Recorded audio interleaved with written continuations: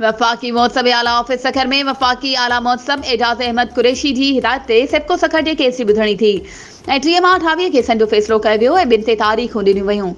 जिन में सभु सखर पारां दाख़िल कराया विया। उन मौक़े ते ऑफिसरनि एसडीओ साइट उसामा एजाज़ ऐं रियाज़ हुसैन मंगी एसडीओ बशीर अहमद कीरियो शिरकत कई ऐं गैर क़ानूनी बिलिंग बाबति माण्हुनि जूं शिकायतूं फौरी तौर ते हल करण जी हिदायत कई। इन मामले के जल्द खां जल्द हल कयो वञे, ॿी सूरत में ऑफिसरनि ख़िलाफ़ सख़्त कार्रवाई कई वेंदी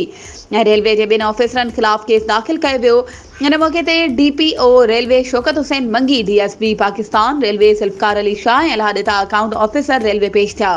ऐं मुलाज़िमनि जी रिटायरमेंट पीएम असिस्टेंट पैकेज ऐं पेंशन एरिया जी पेंशन जा बकाया हुआ ऐं रेलवे अख़्तियारनि खे सख़्ती सां हिदायत कई वई त उहे बकाया जात फौरी तौर ते अदा कयो वञनि।